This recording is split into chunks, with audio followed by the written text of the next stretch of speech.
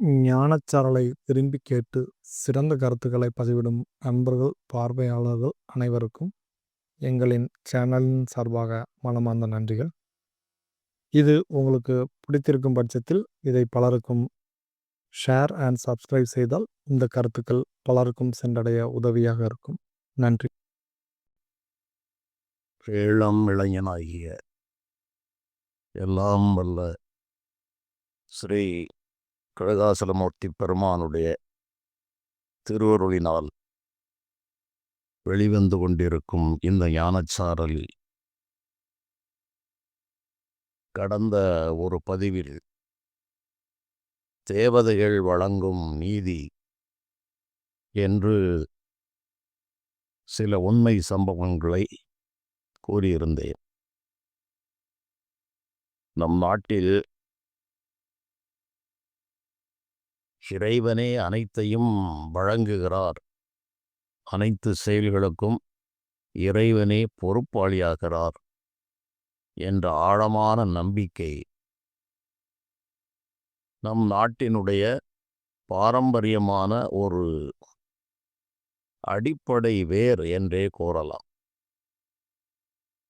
சில காரியங்களுக்கு மட்டும் இறைவன் என்று எண்ணாமல் நடக்கின்ற செயல்கள் அனைத்தும் இறைவனால் நடக்கிறது என்பதை உய்த்து உணர்ந்து அவனன்றி ஓர் அணுவும் அசையாது என்று ஒரு கலை சிறந்த ஒரு வாக்கியத்தையும் நம்முடைய முன்னோர்கள் நமக்கு கொடுத்திருக்கிறார்கள்.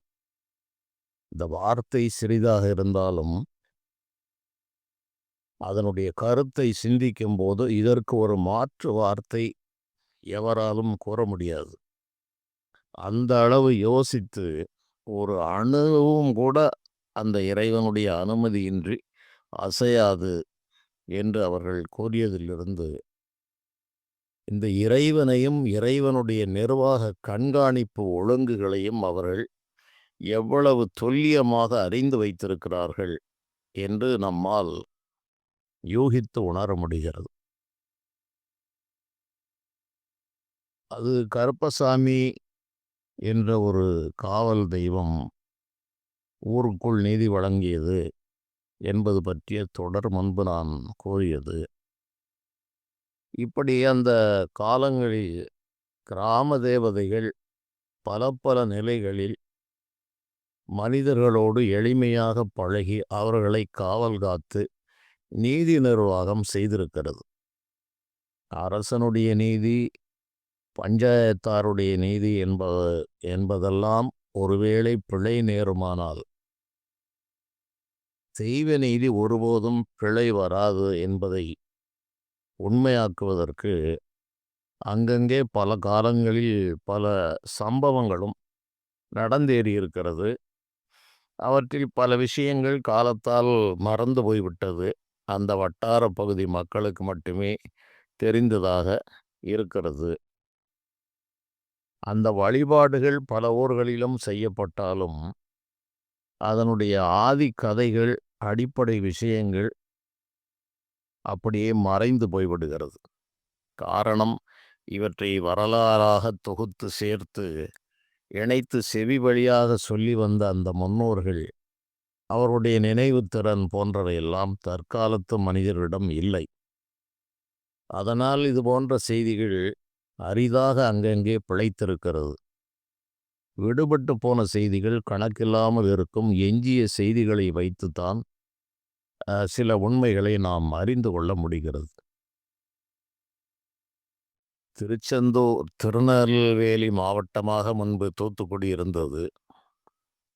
அது பின்னாளில் பிரிக்கப்பட்டு தூத்துக்குடி மாவட்டம் என்று ஆன பிறகு தூத்துக்குடியிலிருந்து திருச்செந்தூருக்கு வெகு அருகாமையில் உள்ள ஊர் திருச்செந்தூர் ஒரு 3/4 மணி நேரத்துக்கு உள்ளாகவே சென்று விடலாம்.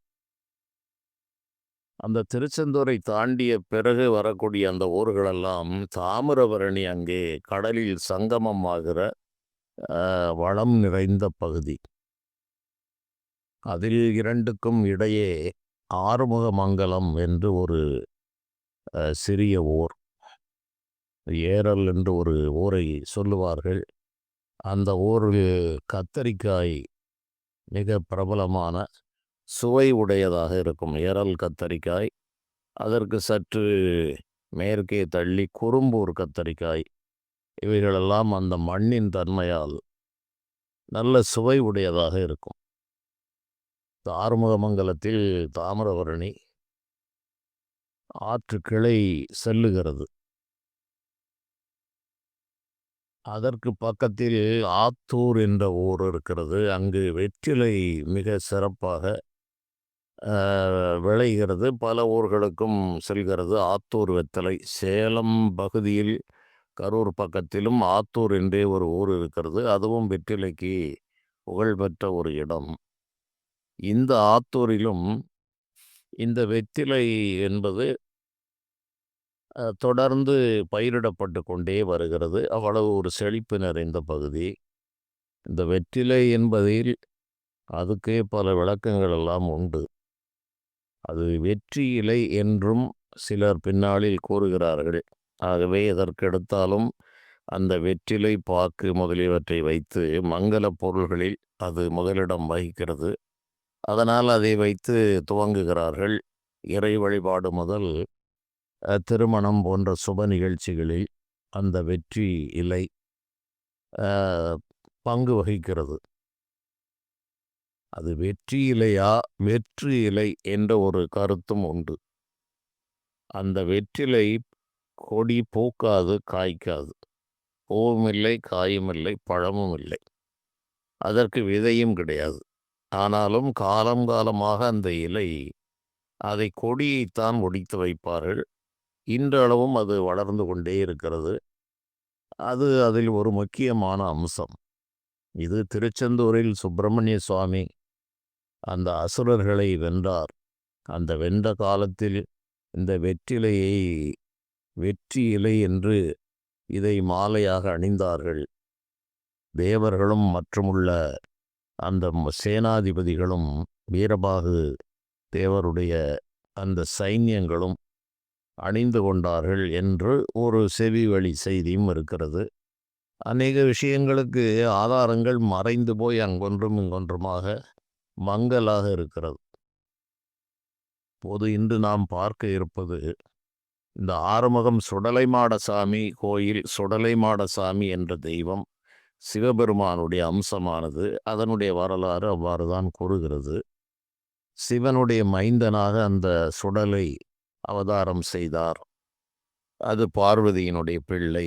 ஆனால் அவர் சுடலை என்ற மயானத்திலே இருந்தார் என்று அதற்கு ஒரு வரலாற்று கதை இருக்கிறது. ஆனால் இவற்றுக்கெல்லாம் உட்பொருள்கள் நிச்சயமாக இருக்கிறது. காடுடைய சுடலை பொடிப்பூசி என் உள்ளம் கவர் கள்வன் என்று ஞானசம்பந்த பெருமான் கூறுகிறார். இதை வெளிப்படையாகவே சிவபெருமான் பிணங்களோடு ஆடுகிறார் என்றே ஞானிகள் கூறுகிறார்கள். ஆயும் புகழ் தில்லை அம்பலவானது அருகில் சென்றால் பாயும் இடபம் கடிக்கும் அரவம் பேயும் பெருந்தலை பூதங்களும் பின்தொடரா நிற்கும் போய் என் செய்வாய் மனமே பிணக்காடவர் போமிடமே என்று ஞானிகள் சிவபெருமானை நிந்தாஸ்துதி என்று பாடுகிறார்கள். மறைகளெல்லாம் ஆய்ந்து எட்ட முடியாத தன்மை உடையவனாகிய அந்த இறைவனை, சிவபெருமானை, ஆயும் புகழ் தில்லை அம்பலவாணர், தில்லையில் அம்பலவாணனாக நிறுத்தம் விடுகிற அந்த சிவபெருமான் அருகில் சென்றால் அந்த காளை மாடு பாய்கிறது. அவர் கழுத்தில் அணிந்திருக்கிற அரவம், நச்சரவம் சீறுகிறது. சரி, அவருக்கு அருகிலே சென்றால் பேயும் பெருந்தலை பூதங்களும் பின்தொடரா நிற்கும். பேயும் பெரிய பெரிய தலைகளை உடைய பூதகணங்கள் புடைசூழ அவர் எங்கு செல்கிறார் என்றால் பிணக்காடு அவர் போமிடமே. பிணங்கள் நிறைந்த காடு அவர் போகக்கூடிய இடம் என்று இவை நிந்தாஸ்துதியாக பார்வதி தேவி கூட இப்படி இன்ன அம்பலத்தை நிற்கும் ஆண்டி தன்னை தேடும் கணக்கென்னகான் சொக்கநாத சிவகாம சௌந்தரியே. சிவகாம சௌந்தரியமுடையவள் அந்த லோகமாதா. அப்படிப்பட்ட சௌந்தரியமுடையவள் ஓடுமெடுத்து அதழாடையும் சுற்றி உலாவி மெல்ல விதியற்றவர் போல் வீடுகள் தோறும் பலியேற்று விதியற்றவர் போல் ஆடும் அருட்கொண்டு இங்கு அம்பலத்தே நிற்கும் ஆண்டிதன்னை தேடும் கணக்கென்னகான் சொக்கநாத சிவகாம சௌந்தரியே. அழகும் சௌந்தரியமும் நிறைந்த நீ ஓடும் எடுத்து திருவோடை மண்டை ஓடு பிரம்மனுடைய மண்டை ஓட்டை எடுத்து அதலாடையும் பொலி தோலை ஆடையாக கட்டி உலாவி மெல்ல காசி மாநகரத்தில் அவர் பிச்சை ஏற்கிறார்.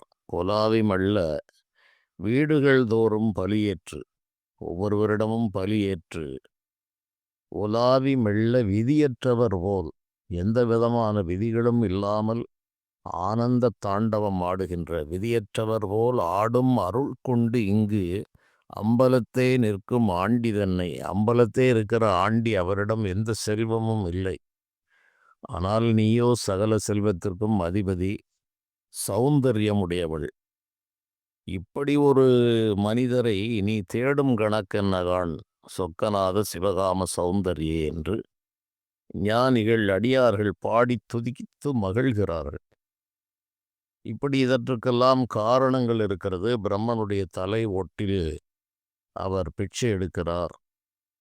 வீடுகள் தோறும் ஒவ்வொரு மனிதரிடமிருந்தும் அவர் யாசகம் செய்கிறார் என்பதெல்லாம் ஒரு தத்துவார்த்தமான அடிப்படையில் வந்த செய்தி.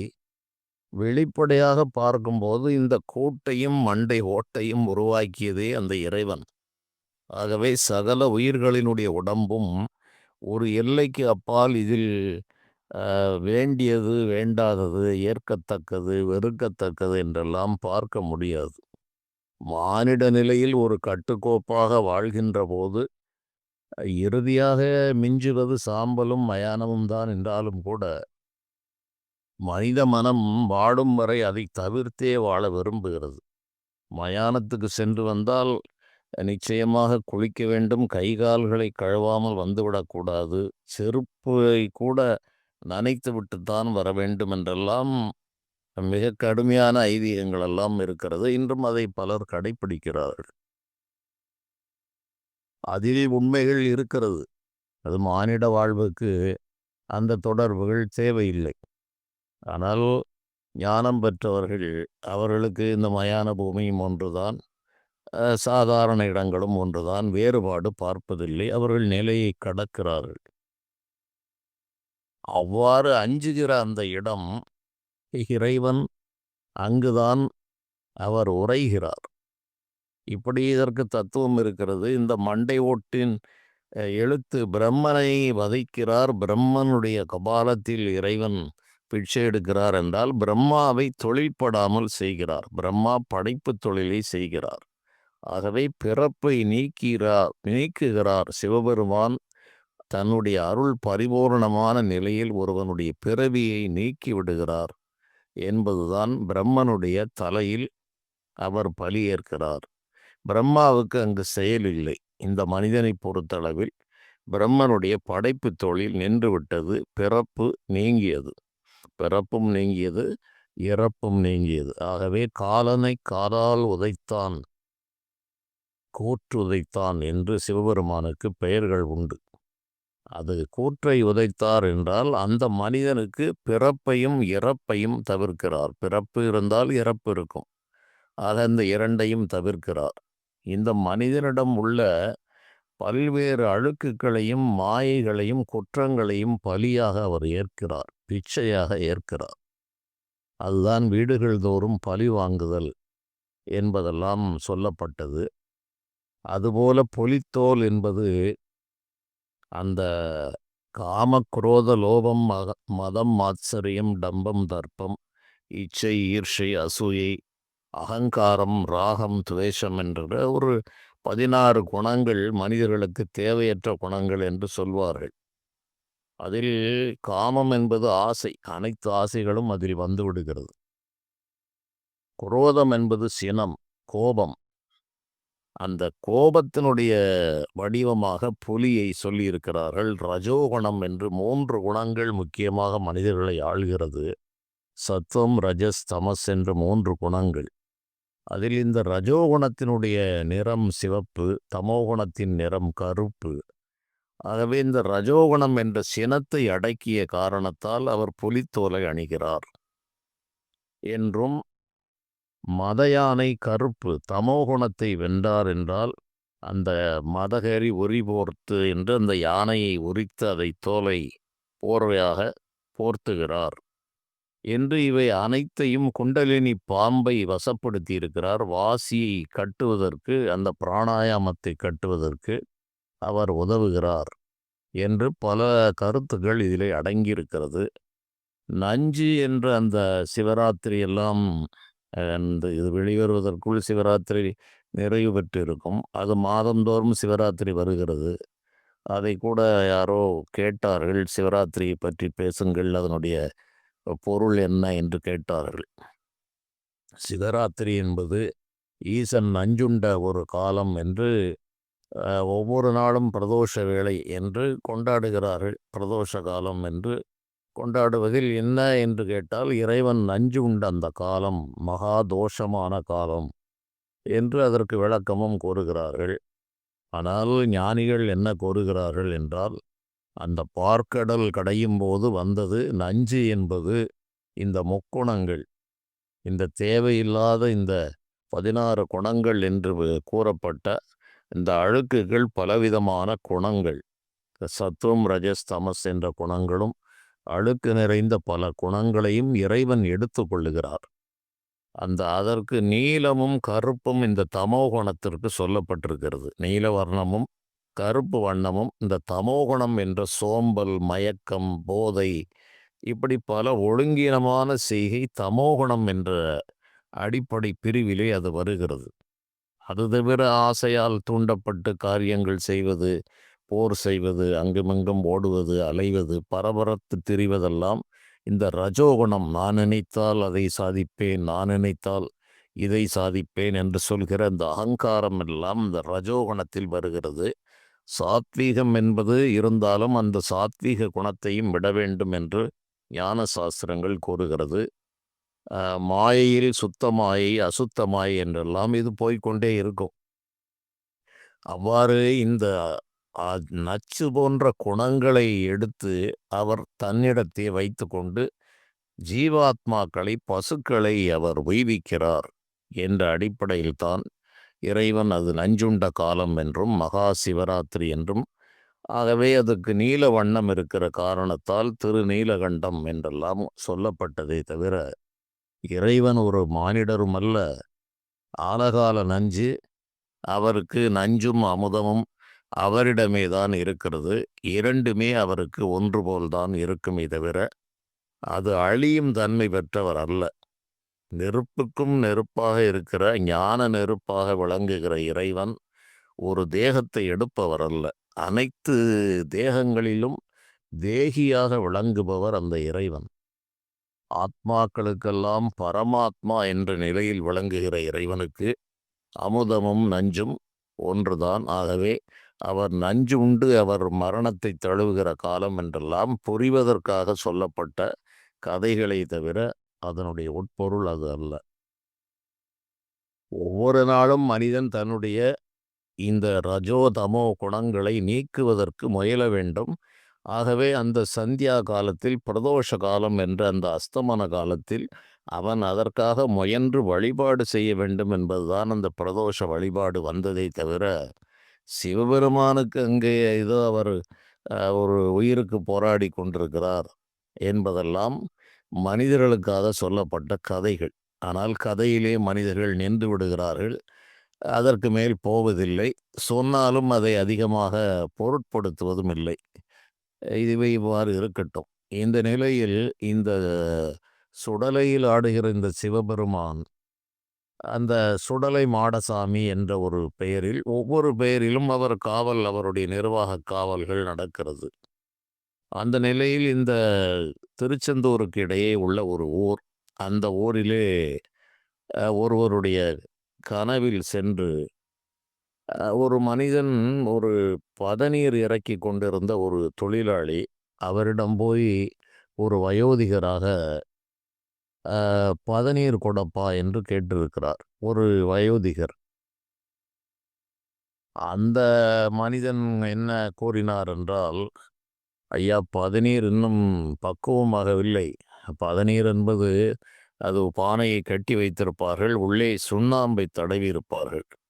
அந்த சுண்ணாம்பு சிறிதளவு தடவி இருந்தால்தான் அது பதநீராக இருக்கும். இந்த சுண்ணாம்பு தடவாவிட்டால் அதுவே கல் என்று சொல்லப்படுகிறது.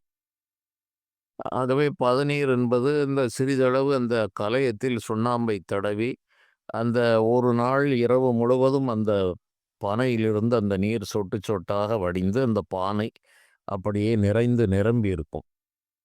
அவர் இன்னும் அந்த பதநீர் பதமான நிலைக்கு வரவில்லை, எப்படி 2 கெட்ட நேரத்தில் எடுக்க முடியாது என்று அவர் கூறிய நிலையில், சும்மா ஏறி போய் பாரப்பா, எல்லாம் பதநீரும் பதமாக இருக்கும், பானையும் பொங்கி இருக்கும் என்று இவர் சொல்லவும், அதுபோலவே அவர் செய்ததாக ஒரு செவிவழி செய்தி.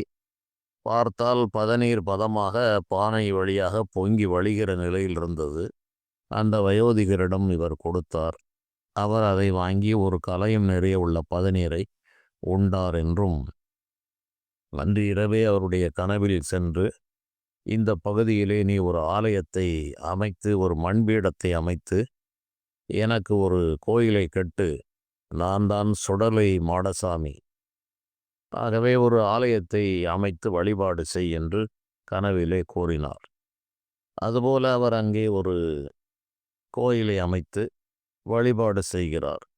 இந்த நிலையில் இன்னொரு நபரும் அதற்கு அருகே சற்று தொலைவில், அவரும் ஒரு ஒரு வியாபாரம் செய்திருக்கிறார். அவர் ஒரு வேளாளர் சமுதாயத்தைச் சேர்ந்தவர் என்று செவிவழி செய்திகள் குறிப்பிடப்படுகிறது. அதற்கு சில ஆதாரங்களும் பின்னால் கிடைக்கிறது. அவர் இந்த நெல் முதலியவற்றை கொள்முதல் செய்து அங்கங்கே சந்தையில் விற்பது போவது என்று அந்த வழியாக வண்டி கட்டி பல இடங்களிலும் நெல்லை வாங்கி வியாபாரம் செய்து கொண்டிருக்கின்ற நிலையில், அந்த சுடலை மாடசாமி அவரோடு திருவிளையாடல் நடத்தி அந்த இடத்தை கடக்கும் போதெல்லாம் ஒரு மூட்டை நெல் அங்கே கீழே விழுந்து விடுவது, அது இவருக்கு தெரியாமலே அது பலகாலம் நடக்கவும், இவர் என்ன என்று குழம்பி போயிருக்கும்போது இவருடைய கனவில் வந்து, அப்பா, நான் தான் வந்து உனக்கு இவ்வாறு செய்தேன், நீ என்னுடைய கோயில் அங்கே இருக்கிறது, நீ அதை கவனிக்காமல் சென்று வருகிறாய் என்று கூறவும், இவர் சைவ நெறியில் இருந்த காரணத்தால் இவர், ஐயா, உன்னுடைய கோயிலிலே ஆடு கோழிகளை பலியிடுகிறார்கள், நான் அவ்வாறு செய்து பழக்கம் இல்லாதவன், நான் எப்படி வணங்குவது என்று இவர் கேட்டபோது, அந்த சுடலை மாடசாமி அதிலிருந்து சற்று தள்ளி மேற்கு பக்கம் ஒரு பீடத்தை அமைத்து, ஒரு வேப்ப மரம் இருக்கும் அப்பா, அந்த வேப்ப மரத்தில் புற்று போல் வளர்ந்திருக்கும், அந்த இடத்தில் நீ ஒரு பீடத்தை போட்டு என்னை வணங்கு என்று அவர் உத்தரவிட்டதாகவும், அதுபோலவே அவர் செய்தார் என்றும் சொல்லப்படுகிறது. இது செவிவழி கதையாக இருந்த போதிலும் அந்த சமுதாயத்தைச் சேர்ந்த பலருக்கு இந்த சுடலை மாடசாமி குலதெய்வமாக விளங்குகிறது. இதில் எத்தனை பேர் இந்த வரலாறை தெரிந்திருப்பார்கள் என்று எனக்கு தெரியவில்லை. அதுபோல இன்னும் சில சமுதாயக்காரர்கள் அந்த சுடலை மாடசாமியை அவருக்கு பிரதானமாக அவர்களுக்கு குலதெய்வமாகவே வழங்கி வருகிறது. யாரெல்லாம் அந்த திருப்பணிகளில் ஈடுபட்டு அந்த இறைவனுடைய அருளுக்கு பாத்திரமானார்களோ அவர்களுடைய குலத்திற்கு இவர்கள் பிரதானமாக ஒரு முக்கியத்துவம் கொடுத்து அங்கங்கே பிடிமண்ணை எடுத்து பரவலாக மாவட்டம் முழுவதும் அதை வைத்து வணங்கி வருகிறார்கள். இன்றளவும் நடந்து கொண்டிருக்கிறது. பல இடங்களிலும் சுடலை மாடசாமிக்கு கோயில் இருக்கிறது. ஒவ்வொரு பகுதிக்கும் ஒரு வரலாற்று கதைகளும் இருக்கும். இந்த நிலையில் ஒரு வயல் தொடர்பாக 2-3 பேர்களுக்குள்ளே அந்த வயல் தகராறு, வரப்பு தகராறு என்று இந்த காலத்திலும் இருக்கும். அதுபோல ஒரு 2-3 பேர்களுக்குள் அந்த வயல் சம்பந்தமான பூசல்கள் எல்லாம் இருந்திருக்கிறது. வாரியே இருக்கும்போது ஒரு மனிதன் அங்கே வந்திருக்கிறான். அவர் அங்கே இந்த நெல் கொள்முதல் செய்கிற வியாபாரி அவர் அந்த கோயிலுக்கு ஒரு குறிப்பிட்ட நெல்லை கொடுக்க வேண்டும் என்று அந்த வியாபாரியிடம், அந்த கோயிலை நடத்துகிறவருக்கு இவர் கொடுக்க வேண்டும் என்று அந்த வயல் தொடர்பான சச்சரவு உள்ளவர்களில் 3 பேரில் ஒரு நபர், நான் போய் அந்த சுடலைமாட சாமிக்கு இந்த நெல்லை கொடுத்து விட்டு வருகிறேன் அப்பா, அதுவரை நீ இங்கிருந்து இதை பார்த்துக்கொள் என்று ஒரு நபரிடம் சொல்லிவிட்டு சென்றிருக்கிறார். இந்த மூவருக்குள்ளும் அடுத்தடுத்த வயல் என்பதால் பிணக்குகள் இருந்திருக்கிறது. என்றாலும் அவசரத்திற்கு நீ சற்று பார்த்துக்கொள் என்று சொல்லி இவர் அங்கே செல்லும்போது இடியும் மின்னலும் மாலை மயங்கிய வேளை என்றதால் அடுத்த வயலைச் சேர்ந்த நபர், இந்த நெல் கொண்டு போன நபர்தான் அங்கு இருப்பார் என்று யூகித்து அரை இருளில் வந்து அங்கே இருந்த வேறு நபரை வெட்டிவிட்டு சென்று விடுகிறார். இந்த நபர் சம்பவ இடத்திலே வெட்டுப்பட்டு அப்படி துடித்து கொண்டிருக்கிறார். இந்த நெல்லை கொண்டு போன ஆள் வந்து பார்க்கும்போது இவர் அரை உயிரோடு கிடந்து, இதுபோல இவன்தான் என்னை வெட்டி விட்டான், இந்த பகையை வைத்து என்னை வெட்டி விட்டான் என்று சொல்லவும் சிறிது நேரத்தில் அவருடைய உயிர் பிரிந்தது. இதற்கிடையே அவனை தேடி வந்த மனைவி இவருடைய உடம்போடு அவன் கிடப்பதை பார்த்து, ஏற்கனவே இவர்களுக்குள் அக்கம் பக்கத்தில் பூசல் இருந்த காரணத்தாலும் அருகே வேறு எவரும் இல்லாத காரணத்தாலும் இந்த நபர்தான் தன்னுடைய கணவனை கொன்றுவிட்டார் என்று ஆங்கிலேயர்களுடைய ஆட்சி காலத்தில் அங்கு உள்ள அந்த காவல் அதிகாரியிடம் புகார் தெரிவித்திருக்கிறார். இவருக்கு தான் குற்றமற்றவர் என்று நிரூபிப்பதற்கு எந்த ஆதாரமும் இல்லை. அது காலங்கள், ஆண்டுகள் பல, எந்த வசதியும் இல்லாத காலம். இவர் என்ன செய்வது என்று இவ்வாறு நாம் ஒரு அப்பாவியாக இருந்தபடி மாட்டிக்கொண்டோம், இந்த சுடலை மாடசாமியை தவிர வேறு எவரும் நமக்கு துணை இல்லை என்று வருந்தி இருக்கவும் இவரை கைது செய்து விசாரிக்கிறார்கள். இதற்கு இடையே அந்த உண்மையிலே கொலை செய்த நபரை சில நாள்களில் பாம்பு தீண்டி அந்த நபர் இறந்து போகிறார். ஆனாலும் இவர் மேல் உள்ள குற்றம் நீக்கப்படவில்லை.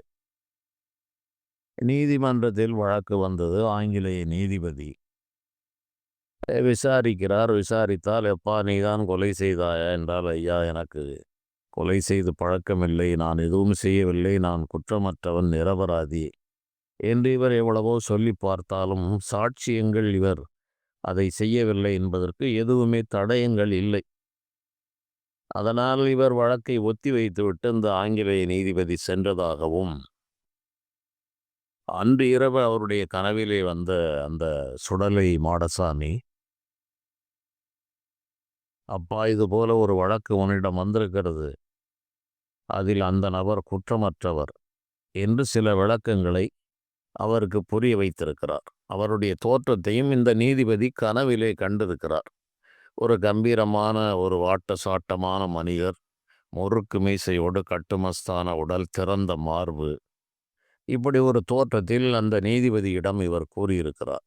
இவர் கனவை கண்டு விழித்தவர், இது என்ன நாம் விசாரிக்கிற வழக்கு தொடர்பாக இருக்கிறது என்று அவர் சிந்தித்தபடியே உறங்கி விழித்தார். மறுநாள் இந்த வழக்கு விசாரணைக்கு வருகிறது மீண்டும். அப்போது இதுபோலெல்லாம் வழக்குகள் இழுத்தடிப்பதெல்லாம் வாய்ப்பில்லை. ஆங்கிலேயர்கள் உடனே இது நீதியை வழங்குவார்கள். அந்த ஜில்லா கோர்ட் என்று வைத்திருப்பார்கள். அந்த மாவட்ட தலைநகரங்களில் வைத்திருப்பது தான் பெரிய கோர்ட். சுப்ரீம் கோர்ட்டே இல்லாமல் இருந்தது சுதந்திரத்திற்கு முன்பு. சுப்ரீம் கோர்ட் என்பது இந்தியாவில் இல்லை. ஹைகோர்ட்டுக்கு மேலே லண்டனிலே பிரிவியூ கவுன்சில் என்று ஆங்கிலேயர்கள் வைத்திருப்பார்கள். அதுதான் சுப்ரீம் கோர்ட்டாக இருந்தது. ஏனென்றால் அவர்கள்தான் நம்மை 250 ஆண்டுகளுக்கு மேல் ஆட்சி செய்தார்கள். ஆகவே உச்ச நீதிமன்றம் என்றால் அந்த பிரிவியூ கவுன்சில் என்று லண்டனுக்கு தான் மனு செய்ய வேண்டும்.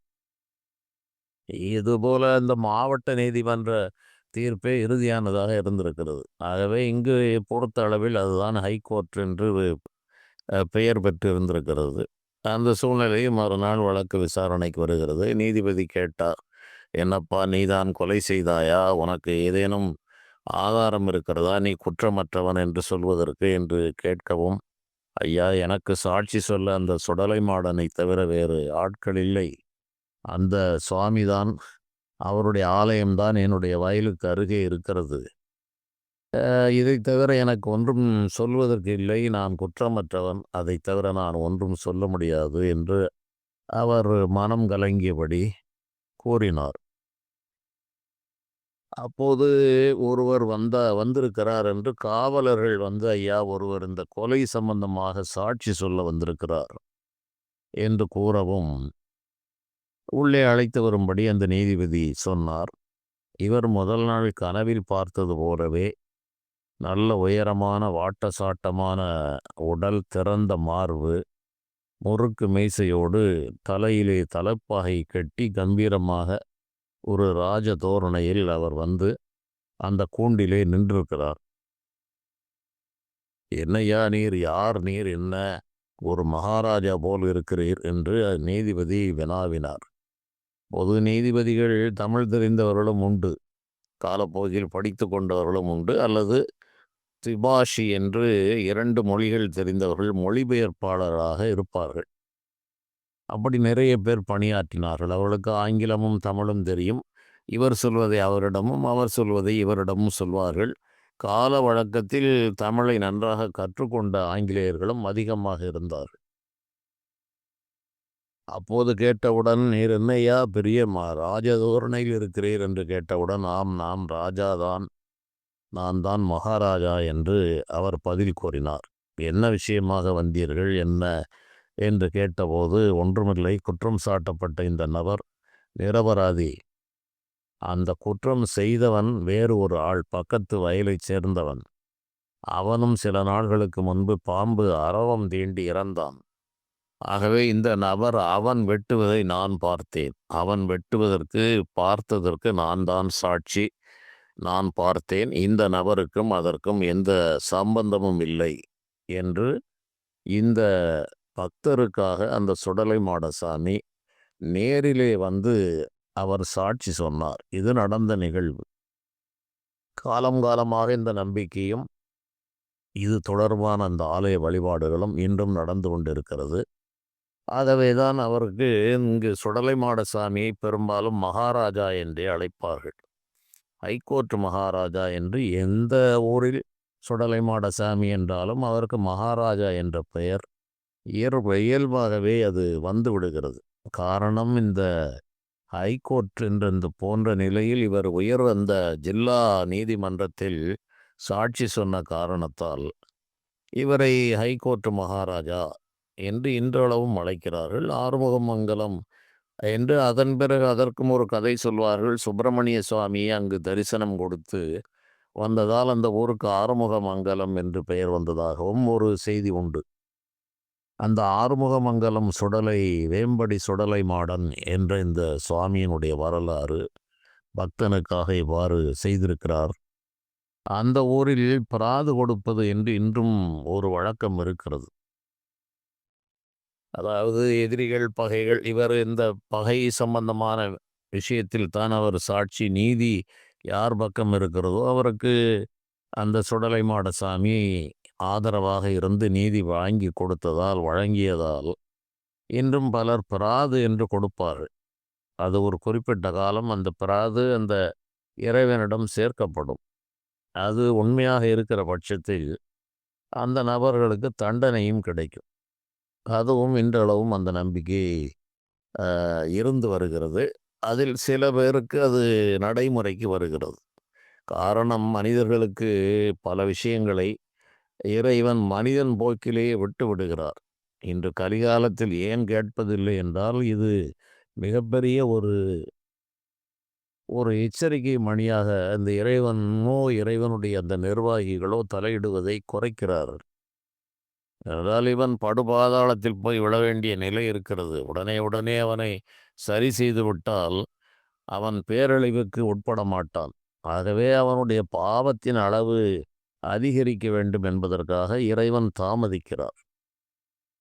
தாமதிக்கிறார் என்றால் மிகப்பெரிய ஆபத்து காத்திருக்கிறது என்று பொருள். பலரும் அன்று தொட்டு இதே கேள்வியை கேட்பார்கள். தெய்வம் உடனே தண்டிக்கவில்லையே.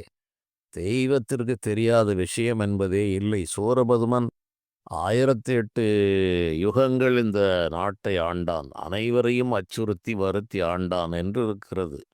அந்த 1008 யுகங்களும் முடிந்த பிறகுதான் முருகப்பெருமான் அவனை நல்வழிப்படுத்தி அவனை ஆட்கொண்டார் என்பது வரலாறு. அவ்வாறு இருக்கும்போது எதற்கும் ஒரு கால நேர நிர்ணயங்கள் இருக்கிறது. மனிதர்கள் விரும்பியது போலெல்லாம் இறைவன் உடனே நீதியை எப்போது வழங்குவார், உடனே செய்ய வேண்டிய காரியம் என்று சில இருக்கும். சிலவற்றிற்கு காரண காரியம் இருக்கும். இறைவன் திருவுள்ளத்தை நாம் நிர்ணயித்து விட முடியாது. அதனால் சில காரியங்கள் எல்லாம் பின்தங்குகிறது என்றால் ஆபத்து காத்திருக்கிறது என்று பொருள். வில்லது வளைந்ததென்றும் வேழமது உறங்கிற்றென்றும் வல்லியம் பதுங்கிற்றென்றும் வளர்கடா பிந்திற்றென்றும் புல்லர்தம் சொல்லுக்கஞ்சி பொறுத்தனர் பெரியோர் என்று நல்லதென்று இருக்க வேண்டாம் நஞ்செனக் கருதலாமே என்று பழைய நீதிப்பாடல் இருக்கிறது. வில்லு வளைந்து விட்டது என்று எண்ணாதே. வில் வளைந்தால் அது அம்பு வெளிப்பட போகிறது என்ற அர்த்தம். வில்லது வளைந்ததென்றும் வேழமது உறங்கிற்றென்றும். இந்த யானை உறங்குவது போல் பாவனை செய்து கொண்டிருந்தாலும் சுற்றுப்புறத்தை கவனித்து கொண்டே இருக்கும். அதிலும் பாகனை கவனித்து கொண்டே இருக்கும். அதற்கு எப்போதாவது மதம் பிடித்தால் அதனுடைய எல்லைக்கு வரும்போது அப்படியே துதிக்கையால் வளைத்து ஒரே மிதியாக மிதிக்கும். அது வேழம் உறங்கிற்று என்று நினைக்காதே. வேழமது உறங்கிற்றென்றும் வல்லியம் பதுங்கிற்றென்றும். புலி பின்னால் பதுங்கி போகிறது என்று நீ நினைக்க வேண்டாம். புலி பதுங்குகிறதென்றால் பயந்து போய் பதுங்கவில்லை. வளர் கடா பிந்திற்றென்றும். இந்த சண்டைக்கென்று வளர்க்கின்ற கடா பாய்வதற்கு முன்னால் பின்னால் 10 அடி போகும். அது பயந்து போய் போகவில்லை. அது பின்னால் போய் வேகத்தை பல மடங்கு அதிகரித்து முன்னால் இருக்கிற அந்த கடாயை வந்து முட்டும். அதுபோல இவற்றையெல்லாம் நீ நல்லது பயந்து விட்டது என்று எண்ணாதே. இப்போ சில பெரிய மனிதர்கள் நல்லவர்களிடம் பலர் தங்களுடைய வீராப்பால் உடல் பலத்தாலும் செல்வ பலத்தாலும் மிரட்டல் உருட்டல் செய்யும்போது அவர்கள் பொறுமையாக இருக்கிறார்கள் என்று நினைக்காதே. புல்லர்தம் சொல்லுக்கஞ்சி பொறுத்தனர் பெரியோர் என்று நல்லதென்று இருக்க வேண்டாம் நஞ்செனக் கருதலாமே. இவை எப்படி இந்த புலி யானை இந்த ஆடு வில் எல்லாம் வளைந்தால் பின்னால் இருமடங்கு தீமை ஏற்படுவது போல இந்த பெரியோர்கள் பொறுத்து சென்று விட்டார்கள் என்றால் பயந்து விட்டார்கள் என்று பொருள் அல்ல. அது உன்னை அழிக்கும் என்பது இந்த நீதிப்பாடல். அதுபோலவே இறைவன் விடுகிறார் என்றால் அது பின்னால் ஒரு பெரிய விளைவை தரப்போகிறது என்று பொருள். இந்த நிலையில் இந்த வரலாறு இவ்வாறு கூறப்பட்டிருக்கிறது. இன்றளவும் இந்த பராது கொடுக்கிற வேலைகள் நடக்கிறது. சுமார் ஒரு 50 ஆண்டுகள் ஏறக்குறைய ஆகப் போகிறது. என் வாழ்விலும் கூட பல நிகழ்ச்சிகள் உண்டு. அவற்றை காலங்கள் இருக்குமானால் பின்னால் வரும்போது கூறுகிறேன். என்னுடைய தந்தை தொடர்பாக எனக்கு எழுந்த பகைகள் அதிகம். அதை முன்பே லேசாக நான் குறிப்பிட்டிருக்கலாம். அவ்வாறு ஏற்பட்டதில் இந்த கொடுக்கல் வாங்கல் சொத்து சம்பந்தமான பிரச்சனைகள் என்று என் தந்தையும் சற்று அமைதியானவர். என்னுடைய தாத்தா சித்தப்பா பெரியப்பா போன்றவருடைய இயல்புக்கு மாறானவர். அவர்களெல்லாம் மிக ஒரு பயங்கரமான நிலையில் இருந்தவர்கள். அவர்களை எவரும் அணுக முடியாது. நீதி நிர்வாகமே அவருடைய கையில் இருந்தது. ஆங்கிலேயர்களுடைய காலத்தில் அவர்களுடைய செயல் பிடிக்காமல் என் தந்தை ரங்கூனுக்கு சென்று 10-12 ஆண்டுகள் இருந்து விட்டார். ஆகவே இவர் சற்று அதிர்ந்து போகக்கூடிய வழக்கம் உடையவர் அல்ல. ஆனாலும் பலரை நம்பி ஏமாந்து பலவித சிக்கல்களில் மாட்டிக்கொண்டார். நீதிமன்றம் வழக்கு பகை என்று பலரை நம்பி பணங்களை இழந்ததால் அனைவரும் ஒன்று சேர்ந்து சூழ்ச்சி செய்து இவரை பல விதங்களில் கவிழ்த்து விட்டார்கள். இவரும் விவேகமில்லாத பல கொள்கைகளால் மாட்டிக்கொண்டார் என்று இவர் பக்கத்து தவறையும் நாம் எடுக்கத்தான் வேண்டியிருந்தது. அதுபோன்ற பகைகள் அனைத்தையும் சரி செய்கிற பெரிய திருப்பணி என்னிடம் ஒப்படைக்கப்பட்டது. நானோ இறைவனை சிந்தித்து எப்படியோ போக வேண்டும் என்று நினைத்தால் விதியை விடுவதாக இல்லை. இத்தனை குளறுபடிகளையும் சரி செய்யக்கூடிய ஒரே நபர் நான் தான். 4 பிள்ளைகள் ஆண்கள். நான் உட்பட என் தந்தைக்கு பெண் மக்கள் 2-3 பேர். இத்தனை பேர் இருந்தாலும் இவர்களெல்லாம் அவர்கள் காரியவாதிகளாக வாழ்ந்தார்கள். சிலர் மடிந்தும் போனார்கள்.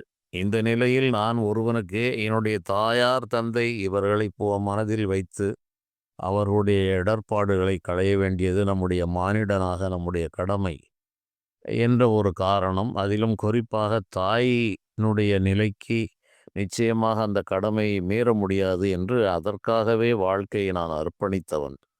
ஆகவே நான் இந்த கடமைக்குள் தள்ளப்பட்டேன். அதனால் பல பெயர்களை எதிர்க்க வேண்டிய நிலை எல்லாம் வந்தது. எதிர்ப்பு என்று வரும்போது எல்லா எதிரிகளும் ஒரேபோல் சாதுவாகவெல்லாம் இருக்க மாட்டார்கள். அதில் பல முரண்பாடு, கரடு முரடான எதிர்ப்புகள் எல்லாம் நிறைய இருந்தது.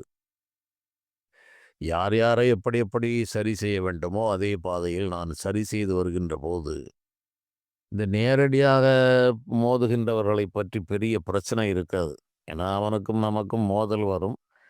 அவனை வென்று அடக்கினால் அவன் அடங்கி சென்று விடுவான். சிலர் சூதான மதி படைத்தவர்களும் அதில் இருந்தார்கள். அவர்கள் நேரில் வெல்ல முடியவில்லை என்றால் குறுக்கு வழியை நாடுவார்கள். அன்றிலிருந்து இன்று வரை அது இருக்கிறது. அன்று அதிகமாக இருந்தது. அவர்களில் ஒரு 2, 3 பேர் ஒன்றாகச் சேர்ந்தார்கள். ஒன்றாகச் சேர்ந்து இவனை ஒன்றுமே செய்ய முடியவில்லை. உடல் பலத்தாலோ மற்ற விஷயங்களில் இவனை வெல்ல முடியவில்லை. ஆகவே ஏதேனும் ஒரு குறுக்கு வழிகளை நாடலாம் என்று இவர்கள் நாடினார்கள். இதிலே ஒரு நபருக்கு இந்த சீவலப்பேரி சுடலை மாடசாமி என்று, அதற்கும் இந்த ஆறுமுகமங்கலம் சுடலை மாடசாமிக்கும் என்று எல்லாம் ஒன்றுக்கொன்று தொடர்புடையது. இந்த சீவலப்பேரி மாடசாமியை பற்றிய கதையும் இருக்கிறது. அவ்வாறு இவர்களில் ஒருவன் போய் அவனுக்கு இந்த ஊர்களோடு தொடர்புடையவன், இவன் பிராது கொடுத்தான் என்பதெல்லாம் எனக்கு இறைவனால் உணர்த்தப்பட்டது. அதே இவன் போய் இது செக்குக்குள் சென்று ஒளிந்தாலும் சிவனறியா மாயமில்லை என்று கூறுவார்கள். இவன் இந்த ஒளியத் தெரியாதவன் தலையாரி வீட்டில் போய் ஒளிந்தான் என்று கிராமங்களில் ஒரு பழமொழி உண்டு. ஒளிய வேண்டும் திருட்டு செய்துவிட்டால் வேற எங்காவது போய் ஒளியலாம். தலையாரியிடம் ஒளிந்தால் அவரே வந்து கைது செய்ய ஏற்பாடு செய்வார். அதுபோல இறையாற்றல் என்ன, இந்த எதிர்க்கிற மனிதன் என் நேர்மையாளனா, அவனுடைய தெய்வ பலம் என்ன என்று தெரியாமல் இவர்கள் போய் பிராது கொடுத்தால், அதே சுடலை மாடசாமி அவற்றை எனக்கு உணர்த்தினார். அடே, இது போன்ற சிலர் இவ்வாறு செயல்படுகிறார்கள் என்று எனக்கு உணர்த்தி விட்டார். நானும் பொறுமையாக இருந்தேன். தெய்வம் மனிதனுடைய உண்மைத்தன்மை ஆராய்கிறது. எவ்வளவு பெரிய தெய்வங்களாக இருந்தாலும் நீதியைத்தான் அது செய்யுமே தவிர அநீதிக்கு ஒருபோதும் துணை போகாது. நான் என்னுடைய சுயநலத்திற்கோ இதற்கோ எந்த காரியங்களும் செய்யவில்லை. நேர்மைக்கும் சத்தியத்திற்குமாக நான் துணிந்து பலவற்றை செய்தேன். அவ்வாறு நியாயம் என் பக்கம் இருக்கிற காரணத்தால் இவர்கள் இதுபோல எத்தனையோ அதற்கு பல பிரயத்தனங்களெல்லாம் செய்தார்கள் என்பது எனக்கு தெரியும். அது மந்திரவாதிகளை எல்லாம் நாடினார்கள். ஒரு பயனும் இல்லாமல் போன காரணத்தால் இறுதியாக இந்த சுடலை மாடசாமியை அணுகி பிராதை கொடுத்து இப்படியெல்லாம் பல வேலைகளை செய்தார்கள் என்பது அந்த இறைவனை எனக்கு உணர்த்திய உண்மை. அதன் பிறகு ஒரு காலங்கள் கழித்து அதே சுடலை மாடசாமி எனக்கு இது இவ்வாறு இருந்ததப்பா, இது உன்னுடைய ஊழ்வினை பயனால் வந்த செயல்கள், இவற்றை நானே தீர்வு செய்து விட்டேன் என்று எனக்கு அறிவித்த சம்பவங்களும் உண்டு. தேவை ஏற்பட்டால் இன்னும் கொஞ்சம் விரிவாக அடுத்த தொடர்களில் கூறுகிறேன். சில காலங்களுக்கு முன்பாக இந்த சீவலப்பேரியிலும் இதே சுடலை மாடசாமி கோயில் இருக்கிறது. ஸ்ரீவல்லபப்பேரி, ஸ்ரீவல்லபன் சீமார சீவல்லபன் என்ற பாண்டிய மன்னன் அங்கு ஆட்சி செய்ததாகவும், ஸ்ரீவல்லபப்பேரி என்ற ஒரு ஏரி இருந்த காரணத்தால் அது சீவலப்பேரி என்று தாமிரபரணி பாய்கிற ஒரு எழில் சூழ்ந்த ஒரு சின்ன கிராமம். அங்கேயும் இந்த சுடலை மாடசாமி மிகுந்த அருள் சக்தியோடு விளங்குகிறார். அங்கு செல்ல திருநெல்வேலிக்கு செல்லும்போது சில காலமாக அங்கு போக வேண்டும் என்ற எண்ணம் இருந்தது. 50 ஆண்டுகளுக்கு முன்பு சைக்கிளில் சென்று வந்த காலம் அது. தற்போது போகலாம் என்ற எண்ணத்தில் அங்கே செல்ல வேண்டியிருந்தது. சென்றேன்.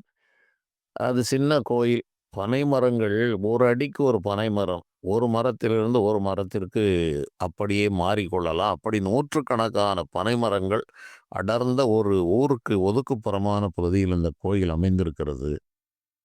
அங்கும் பலவிதமான இந்த உள்ளூர் சின்ன கிராமம் என்பதால் பல பிரச்சனைகள் உள்ள ஊர் அது. நான் சென்று வணங்கிவிட்டு வந்தேன். அங்கு பிரசாதம் என்று விபூதி என்று கொடுக்க மாட்டார்கள். அந்த மயானத்தில் சுடுகாட்டும் மண் தான் அங்கு விபூதியாக தரப்படுகிறது. அதைத்தான் வாங்கி அணிகிறார்கள். பலவிதமான துன்பங்கள் அதில் நிவர்த்தியாகிறது. அதற்கும் ஆண்டுக்கு ஒரு முறை விமர்சையாக கொடை விழாக்கள் எல்லாம் நடக்கிறது. இதை முடித்துவிட்டு வெளியே வந்தால் எதிரே நல்ல ஒரு வெட்ட வெளிதான். திடீரென்று ஒரு மனிதர், ஒரு நபர் நான் பார்த்தேன். பார்த்தால் நல்ல உயரம், நல்ல வாட்ட சாட்டமான உடல், சட்டை போடாத திறந்த மார்பு, வெள்ளை வேட்டி, பெரிய முறுக்கு மீசை. ஒரு நடுத்தர வயது, 50 வயது மதிக்கலாம். அந்த நபர் என்னை பார்த்து புன்னகைத்தார். புன்னகைத்தவுடன் நானும், இது என்னடா திடீரென்று இந்த நபர், ஒன்றும் பின்னும் சம்பந்தமே இல்லை, எங்கிருந்து வந்தார் என்றே தெரியவில்லை, திடீரென்று கண் முன்னால் நிற்கிறார் என்று நானும் புன்னகைத்தேன், வணக்கம் தெரிவித்தேன். அவரும் வணங்கினார். அதன் பிறகு சாமி தரிசனம் ஆயிற்றா? என்னால் ஆகிவிட்டது ஐயா. மலை கோயிலுக்கு போகிறீர்களா என்றார். இங்கே பக்கத்திலே மலையிலே ஒரு சாஸ்தா கோயில் உண்டு. இல்லையா, போகணும், மேலே ஏறி போவதற்கு கொஞ்சம் உடல்நலம், முட்டு வலிகள் எல்லாம் இருக்கிறது என்றவுடன் சிரித்து கொண்டார். சரி சரி, எல்லாம் சரியாக இருக்கிறது என்று அவர் சம்பந்தமில்லாமல் சில வார்த்தைகளை சொன்னார். புன்னகை மாறாமலே இருந்தார். அதன் பிறகு சரி ஐயா வருகிறேன் என்றவுடன் முதலிலே வணங்கினார். அதன் பிறகு கையை தூக்கி ஆசீர்வாதம் செய்வது போல் வலதை உயர்த்தி ஆசியை வழங்கினார். இப்படி தெய்வங்கள், நான் வணங்குவது, கோயிலுக்கு போவதே ரொம்ப அரிதான காரியம். நடை சாத்தியிருந்தாலும் வெளியே இருந்து முருகா என்றோ நாராயணா என்றோ சொல்லி வணங்கி வந்து விடுவேன். அந்த தெய்வங்கள் எப்படியாவது நமக்கு தரிசனம் தரும் என்ற நிலையை பல காலமாக நான் பார்த்து வருகிறேன். ஆகவே நான் உள்ளேதான் தெய்வம் இருக்கிறது என்று நான் எண்ணி விட்டு விடுவதில்லை. எங்கும் இருக்கிறது, ஏதோ ஒரு வழியில் நமக்கு அது தரிசனம் தரும். அது தெய்வமா அல்லது வேறு ஏதேனும் நிகழ்ச்சியா என்பதையும் நம்மால் புரிந்து கொள்ள முடியும். அந்த அளவில் அந்த இறைவன் அதை உணர்த்துவார். அதுபோல அந்த சம்பவம் நடந்தது. இவையெல்லாம், இது போன்ற ஆச்சரியங்கள் என் வாழ்வில் ஒவ்வொரு நிலையிலும் நடந்து கொண்டிருக்கும். நான் மற்றவர்களைப் போல இல்லாத காரணத்தாலும் எங்கும் பல ஆலயங்களுக்கு நான் செல்லாத நிலையில் என்றாவது சென்றால் இதுபோல பல விசித்திரங்களும் வினோதங்களும் அந்த இறைவனே உருக்கொண்டு வருவார். அதில் ஒன்றும் ஆச்சரியமில்லை. இறைவன் தரிசனம் கொடுப்பதில் ஆச்சரியமில்லை. இறைவனை காண முடியாமல் இருப்பதே ஆச்சரியம் என்று நான் சொல்வது உண்டு. எங்கும் நிறைந்த ஒரு பரம்பொருளை காண முடியாமல் இருப்பதே ஆச்சரியம். அது இறைவனால் வைக்கப்பட்ட மாயை. காண்பதில் ஆச்சரியமில்லை. அது மானிட வடிவாக வரலாம், அல்லது ஒரு மிருகமாக வரலாம், ஏதோ ஒரு வடிவில் வரலாம். ஆனால் மக்கள் இதுபோல காட்சி கொடுப்ப அதெல்லாம் நடக்குமா? அது எப்படி தெய்வம் மனித உருக்கொண்டு வந்துவிடும்? உடனடியாக மானிட உருக்கொண்டு வருமா என்றெல்லாம் இதில் தான் சந்தேகப்படுவார்கள். காரணம், அவர்கள் அந்த விக்கிரகங்களிலேயே பார்த்து பழகியது. அதே வடிவத்தில் தான் தெய்வம் வரவேண்டும் என்ற ஒரு எண்ணமும் பலரிடம் இருக்கிறது. அது எந்த வடிவில் வந்திருக்கிறது என்பதை உணர வேண்டும். அது புரியாமல் இருப்பவர்களுக்காக இறைவன் சில நேரங்களில் அது புரியும்படியான அந்த கோலத்திலும் அவர் காட்சிகளை அருள்கிறார். விவரம் தெரிந்தவர்களுக்கு வேறு வேறு வழிகளில் அவர் தோற்றத்தை கொடுத்து விடுகிறார். உடனடியாக ஒரு உருவத்தை எடுக்கிறார், மறைக்கிறார். இப்படி பல அனந்தம் திருவிளையாடல்கள் அந்த இறைவனால் நடத்தப்படுகிறது. இதுபோல் அந்த இறைவனுடைய நிர்வாக, நீதி நிர்வாகத்தில் இந்த தென் மாவட்டங்களில் இந்த சுடலை மாடசாமி என்ற சிவபெருமானுடைய அந்த காவல் தெய்வம், அதனுடைய கட்டுக்காவல்கள் மகாராஜா என்ற பெயரில் இன்றளவும் பலராலும் வழிபடப்பட்டு வருகிறது. மேலும் இது போன்ற செய்திகளை பார்க்கலாம். நன்றி.